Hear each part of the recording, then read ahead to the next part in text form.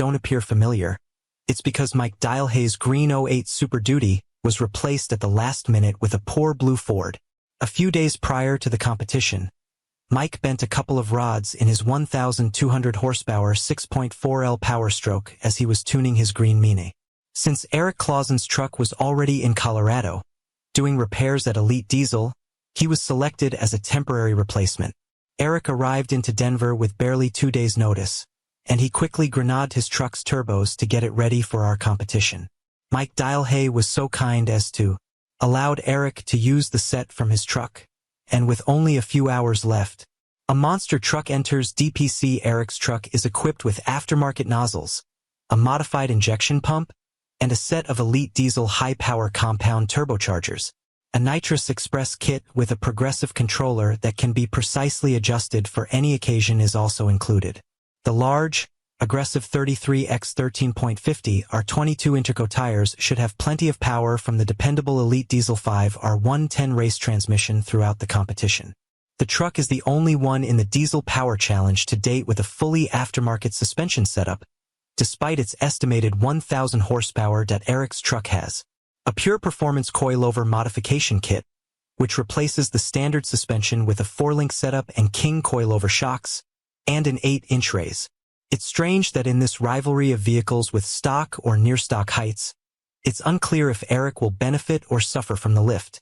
We've learned not to count anyone out after Robert Evans lifted Truck 1 in 2009, but the link suspension is new to us.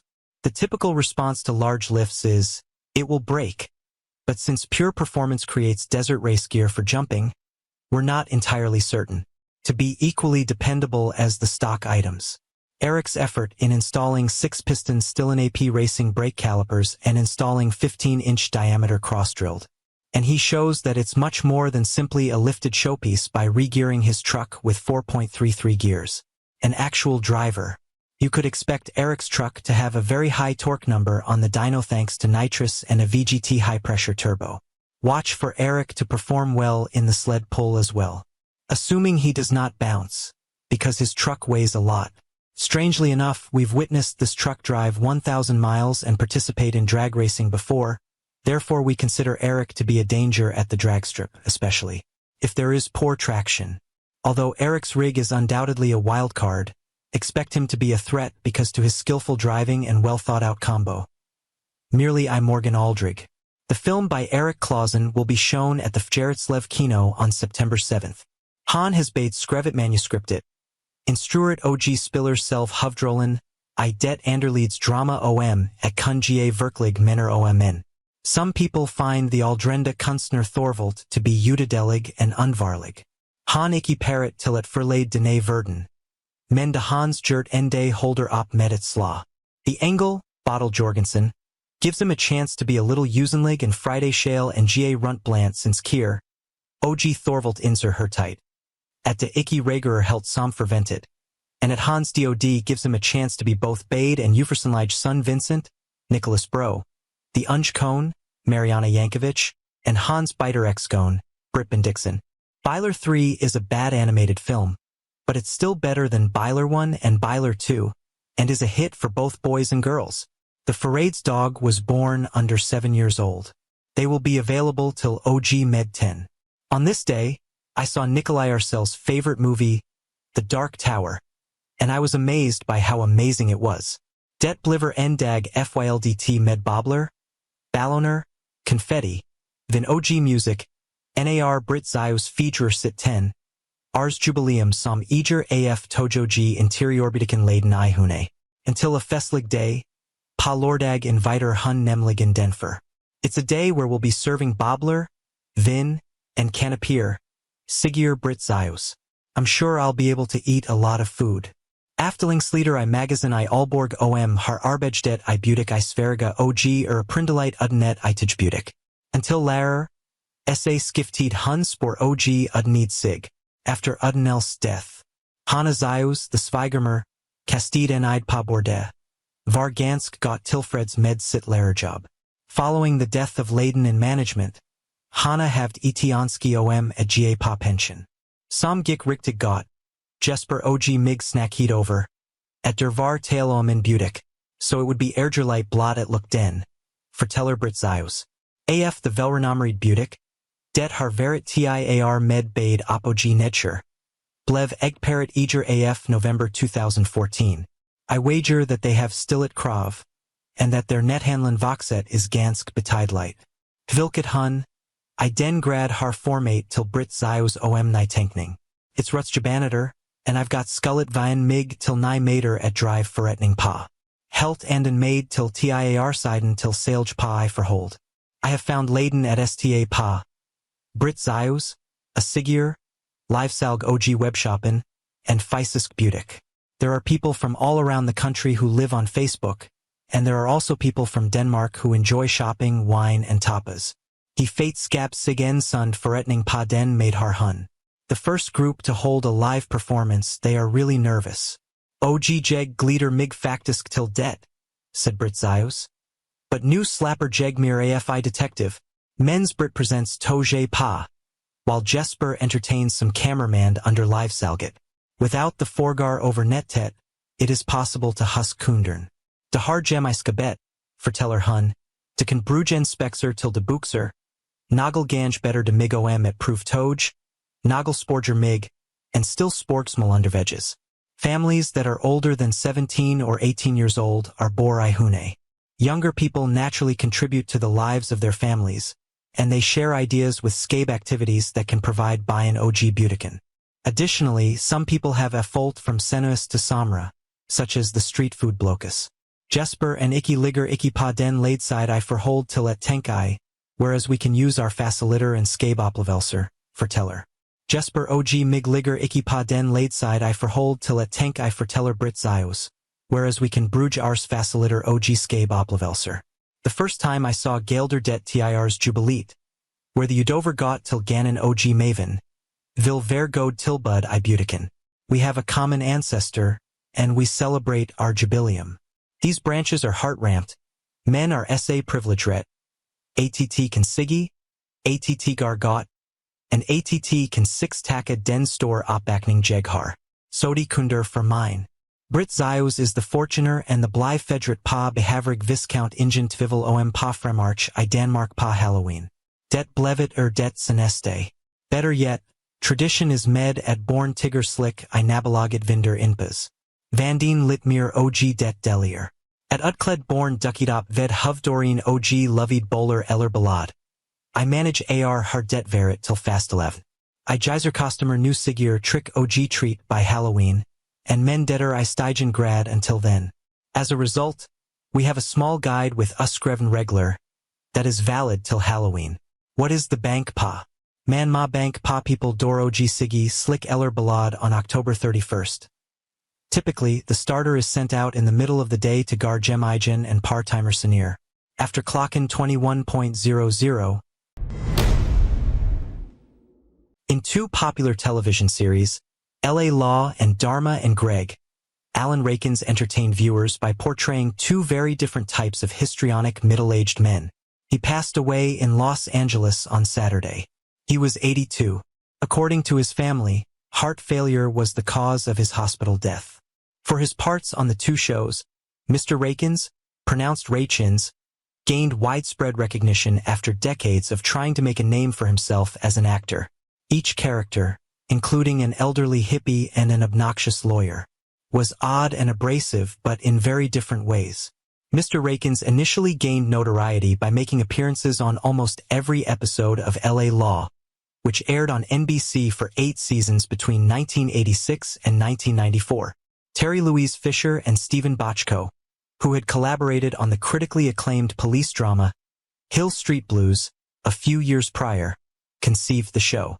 A similar formula was used in LA Law. It combined comedy and drama.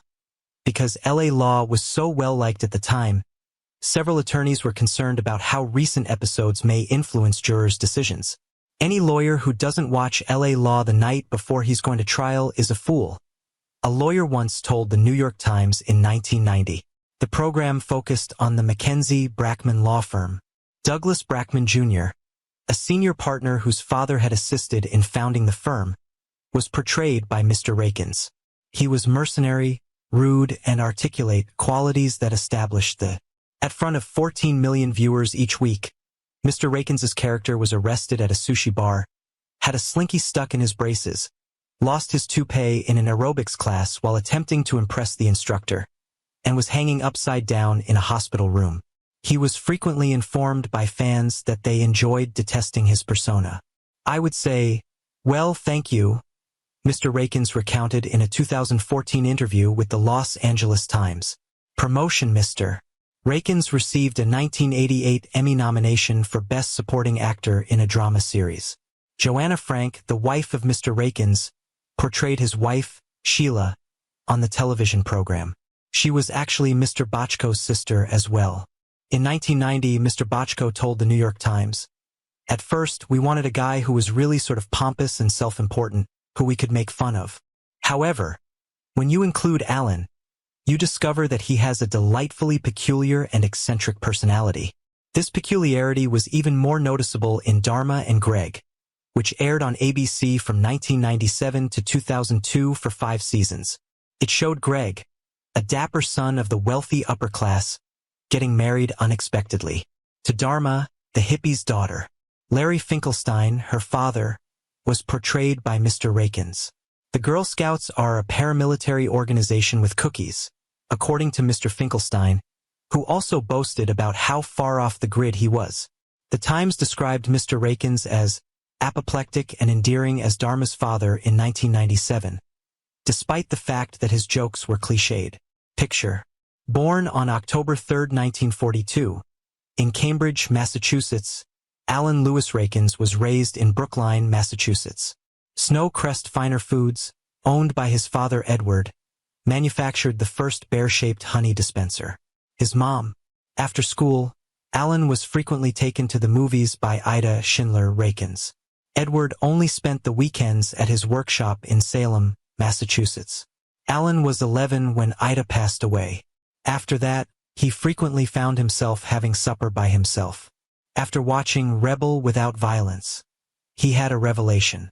A cause when he was 13. In an interview on Sunday, Ms. Frank stated, he thought, "I can't do it in life, but I could do it in the movies," after seeing a young man express all this anger at his father. That was the beginning of his desire to become an actor. He spent almost 2 years at Wharton, the University of Pennsylvania's business school, before leaving against his father's wishes to pursue a career in acting. He was cast in a few Broadway and off-Broadway productions, including the initial 1969 run of the musical revue, Oh, Calcutta, which was notorious for its naked performers. On the 50th anniversary of the program, Mr. Rakins told the New York Times, "You're not just naked, you're vulnerable. I felt so exposed." He briefly dabbled in the family business after his father passed away, in or around 1970, before selling his part to his uncle. He started creating TV screenplays while he was a student at the American Film Institute in Los Angeles. He took an acting class with Ms. Frank in July 1977. March 1978 saw their marriage. He is survived by their son, Robert, as well as her. In 1993, Mr. Rakins wrote for the Brookline High School newspaper, where he was a graduate, reflecting on fulfilling his childhood dreams. He stated, "May the parts of your childhood ignite into a dream. May you live your life guided by the torch from that dream." Actor Alan Rakins is well known for his roles in the series. Variety was informed by Mark Teitelbaum, Rakins' manager, that he passed away in his sleep due to heart failure. In June 1969, Rakins had an appearance in The Naked in the musical revue, Oh, Calcutta, that debuted off-Broadway at the Eden Theater. Rakins appeared in a number of television shows as a guest, including Stargate SG-1, Dallas, Barnaby Jones, Brothers, and DC Follies. He also had recurrent appearances on Rizzoli and Isles and General Hospital. The Golden Girls, The Boundaries of Reality, Lois and Clark, Superman's New Adventures, Charlie, Good Luck, Young Sheldon, The Crazy Ones, The Middle, and Grey's Anatomy. He contributed to, such as Heart to Heart, Hill Street Blues, and The Fall Guy. and he directed an episode of the James Earl Jones-led television series Paris. Rakins played Tony Moss in Showgirls, a 1995 movie. Time Walker, 1982. Always, 1985. Thunder Run, 1985. Heart Condition, 1990. Terminal Voyage, 1995. Meet Wally Sparks, 1997. Leave It to Beaver, 1997. Any Day Now, 2012. And Commencement, 2012, are many of his other film credits and a kinky coincidence. Rakins played Tony Moss, the ruthless, two-paid director of the topless dancing review at the Stardust Casino, in Paul Verhoeven's Showgirls, 1995, and was one of the disrobing cast members in the original stage production of Oh, Calcutta. When he was putting together the Mackenzie, Brackman, Cheney, and Cusack co-founder role, Frank's late younger brother, the renowned TV writer-producer Stephen Bochco, had his brother-in-law in mind. In the 8 seasons, 1986 to 1994, of the 20th Century Fox-produced series, Rakins appeared in all but one of the 172 episodes. In 1988, he was nominated for an Emmy and a Golden Globe for his performance. The conceited Brackman was frequently the target of his co-workers' jests. In a 1990 interview, Rakins noted, "In the pilot episode, there was nothing of the more flamboyant or bizarre side of Douglas. He was going to be the hardline office manager, the penny pincher. With the New York Times, it was somewhat constrained, and I had no idea where it was headed. However, it soon became much more colorful and flamboyant." Following the conclusion of L.A. Law's highly praised run, which earned 4 Emmys for Outstanding Drama Series, Finkelstein, the rebel of the 1960s, and the buttoned-up Brackman couldn't have been more different. According to him, the parts were like night and day. Born in Cambridge, Massachusetts on October 3, 1942, Alan Leonard Rakins was raised in Boston as an only child. Edward, his father, owned a food production company that produced flavored syrups, cake toppers, and ice cream toppings. At the age of 11, his mother, Ida, passed away. After graduating from Brookline High School, Rakins attended Penn's Wharton School for 2 years before relocating to New York to pursue an acting career. He studied under people like Kim Stanley and Warren Robertson, and debuted in After the Rain on Broadway in 1967.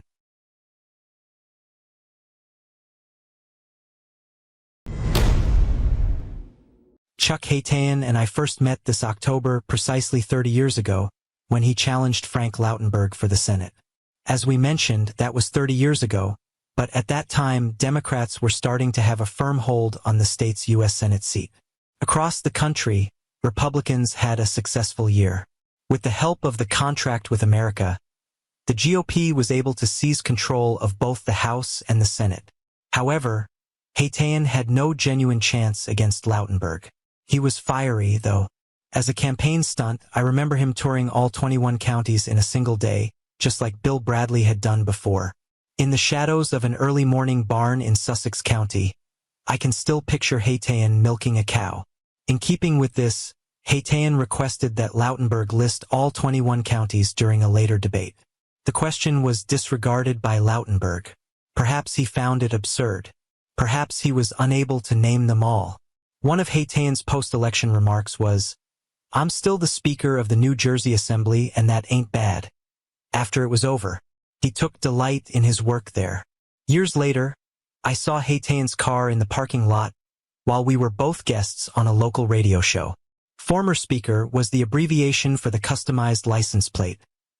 Governor Murphy's statement regarding the death of former Assembly Speaker Chuck Haytayan. The news of former Assembly Speaker Garibed Chuck Haytayan's passing saddened Tammy and me.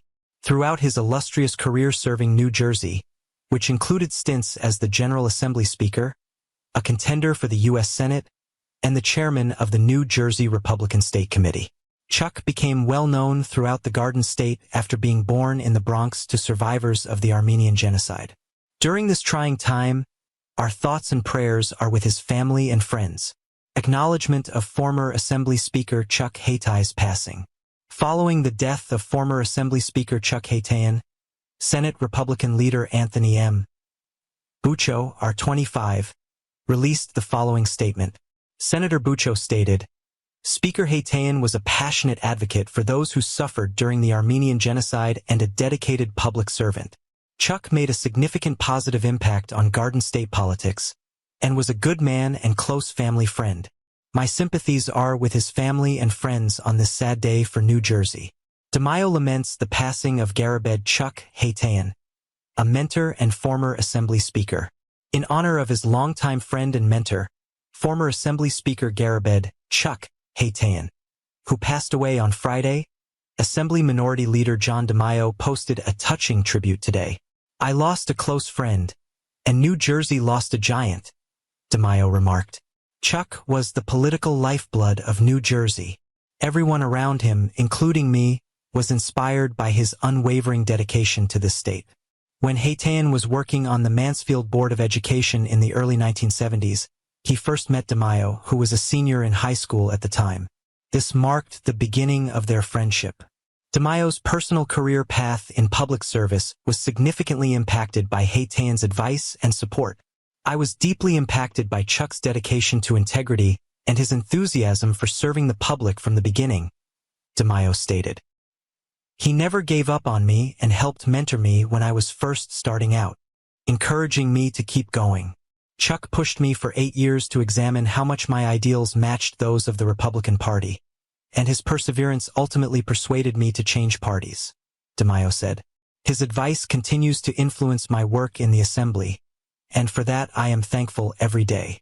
Chuck not only served as my mentor, but also assisted me in discovering my genuine calling in public service." Haytayan was elected to the Assembly in 1981 and was re-elected 6 times before serving as Speaker of the Assembly from 1992 to 1996. He served in a number of important leadership positions, including 1984 to 1985 as Minority Whip, 1986 to 1989 as Majority Leader, and 1990 to 1991 as Minority Leader. On a surge of anti-tax sentiment, Republicans won 58 Assembly seats in 1992. He was renowned for his severity. After 2 Republicans voted with Democrats on a bill, he even relocated them to the Democratic side of the floor. As the head of the state Republican Party from 1995 to 2001, Haytayan was a major backer of Governor Christie Whitman's successful 1993 campaign for governor and continued to assist her in her 1997 re-election.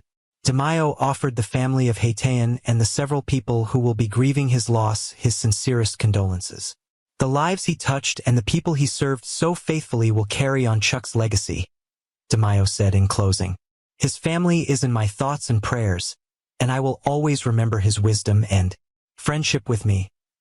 Garabed Chuck Haytayan, a lively, ebullient, modest former dry cleaner from Hackettstown who nearly won a seat in the U.S. Senate in 1994 and held significant political clout as the Speaker of the New Jersey State Assembly, passed away today. He was 86. Haytayan represented portions of Warren, Sussex, and Hunterdon counties during his 14 years as an assemblyman. From 1995 to 2001, he was the Republican state chairman. As a conservative, he became into a crucial ally of Christine Todd Whitman, the state's moderate 2-term governor. He lost by 67,243 votes, 50% to 47%, against 2-term U.S. Senator Frank Lautenberg in 1994. Republicans won majorities in the Senate and the House in that election, which took place during Bill Clinton's first midterm election. Governor Phil Murphy remarked, "Chuck went from being the child of Armenian genocide survivors in the Bronx to becoming a household name throughout the Garden State." Longtime friend and Assembly Minority Leader John DeMaio remembered Haytayan as a high school mentor in the early 1970s. "I was deeply impacted by Chuck's dedication to integrity and his enthusiasm for serving the public from the beginning," DeMaio stated. "When I first started out, he helped me get started and he persisted in encouraging me to keep going." Haytayan, a patriotic Armenian American, was elected to the Mansfield School Board and actively participated in the Kiwanis Club as its president. When Haytayan ran for Warren County Freeholder in 1974, he lost by almost 700 votes, 52% to 48%, to Democrat Benjamin Bosco, who won on the wave of Watergate. In 1975, he made another run and won by about 40 votes over Democrat Christopher Meyer. Bosco resigned after 13 months in office, citing a low income and a lot of hours worked. At the time, governors filled freeholder vacancies with the Senate's advice and approval. Meyer was nominated by Governor Brendan Byrne to take the position. Haitian approached State Senator Wayne Dumont, R. Phillipsburg, and requested that he oppose the nomination out of senatorial politeness. One of only 4 NFL players to score 6 touchdowns in a single game, Dub Jones was an all-pro running back and flanker for the Cleveland Browns championship teams in the late 1940s and early 1950s. He passed away on Saturday in his Ruston, Louisiana, home. He was 99 years old. The death was confirmed by his son Bert, a former NFL quarterback. Jones was thought to be the oldest former player still alive in the National Football League. Jones was a dual threat who played in a cutting-edge offensive strategy created by Browns founder and coach Paul Brown. He caught passes out of the backfield as a flanker and was a superb runner at right halfback, a position that Brown created in order to open the field for passes that the future Hall of. Jones tied the 6-touchdown record set by Ernie Nevers of the Chicago Cardinals in a 1929 game on November 25, 1951. When the Browns defeated the Chicago Bears 42-21 at the storied old Cleveland Stadium. Jones scored 4 touchdowns rushing from scrimmage and 2 on throws from Graham. Alvin Kamara of the 2020 New Orleans Saints and Gale Sayers of the 1965 Bears are the only players who have equaled Brown-let quarterbacks to call a audible, altering their play if they noticed a weak defensive alignment, but he used rotating guards as messengers to bring in plays. Brown kept to that process in the latter stages of the Browns' 1951 thumping of the Bears. In his memoirs, he recounted, "I sent in a running play with Cleveland securely ahead, PB, the Paul Brown. He chose a pass and threw away the call because he wanted to set a record. Since the play had been successful, I remained silent when Dub scored on it." In that game, Jones caught 3 passes for 80 yards, including Graham's game-winning 43-yard touchdown toss, and ran for 116 yards on 9 carries. In an interview years later, Graham stated, "I was really glad it happened to a guy like Dub Jones, but it was one of the few times I ever disobeyed a Paul Brown call. He was genuinely a team player who didn't care about records so long as we prevailed." William Augustus Jones, the youngest of 4 brothers, was born in Arcadia, North Louisiana, on December 29, 1924. Named Dub's mother relocated the family to Ruston, which is close by, where he played football for a high school team that won a state title after his father passed away when he was 3 years old. In addition to playing for Tulane in 1943 and 1944 and Louisiana State University in 1942, he enrolled in a campus Navy program that prepared aspiring commanders for World War II action. In 1945, he was a member of a Navy football team in New London, Connecticut. Jones played for the All-America Football Conference's Brooklyn Dodgers and Miami Seahawks before joining the league's member Cleveland Browns in 1948. The All-America Football Conference was established in 1946. As soon as the AAFC, the Browns and 2 other clubs were accepted into the NFL, which had been disbanded prior to the 1950 season. The Browns' NFL titles were won by Jones's Browns teams in 1950, 1954, and 1955. Sports writers chose him as a first-team All-Pro in 1951, and he was selected to the Pro Bowl, the league's All-Star game. In 1952, he returned to the Pro Bowl. Jones, who was a tall target for his time at 6 feet 4 inches and 200 pounds, frequently moved as a flanker before the ball was snapped, enhancing the play of the Browns' standout ends, Max Speedy and Dante Lavelli, who provided Graham with 3 receiving targets by lining up on either side of the offensive line. Marion Motley, a formidable fullback, was also a member of the Browns. Jones attributed a large portion of the Browns' success to Graham. Otto always seemed capable of making the big. After the 1955 season, Jones announced his retirement from the game. During his 10 seasons as a professional, he ran for 2,210 yards, accumulated 2,874 yards from pass receptions, and scored 41 touchdowns. From 1963 to 1968, he rejoined the Browns as an offensive coach under Paul Brown's replacement, Blanton Collier, where he supervised future Hall of Famers Paul Warfield, Leroy Kelly, and Jim Brown. The Browns won the 1964 NFL championship by defeating the Baltimore Colts 27-0. Jones worked in his family's general contracting company in Ruston and occasionally scouted for Grambling State University of Louisiana. Burt Jones, his son, excelled as a quarterback in the NFL. Played for the Los Angeles Rams in 1982 after playing for the Baltimore Colts from 1973 to 1981. In 1976, he was chosen as the league's most valuable player. Jones is survived by his wife, Shumpert Barnes Jones, four sons, Bill, Shump, Ben, and Tom, 2 daughters, Hassan Glasgow and Nancy Knox, and 22 grandchildren, in addition to his son Bert. 38 great-grandchildren as well. In addition to his 6-touchdown performance, Jones particularly recalled the Browns' first NFL game, which took place in September 1950 against the Philadelphia Eagles, who had won the 2 prior games. Jones compared that contest to future Super Bowls. In the podcast interview, he stated, "It was the biggest game I ever played in." In 1951, he scored 6 touchdowns in a game while playing for the Browns. Only Hall of Famers Ernie Nevers and Gale Sayers, as well as current New Orleans Saints star Alvin Kamara, have surpassed the scoring accomplishment, which continues to top the league record books. However, Jones' career was much more than just establishing a league milestone for a single game. Jones left with a stellar CV that includes 2 Pro Bowls, an All-Pro selection, 2 AAFC titles, and 3 NFL championships after spending 10 years in the All-America Football Conference/NFL from 1946 to 1955. Titles. Jones was selected by the Chicago Cardinals as the 2nd overall pick in the 1946 NFL Draft.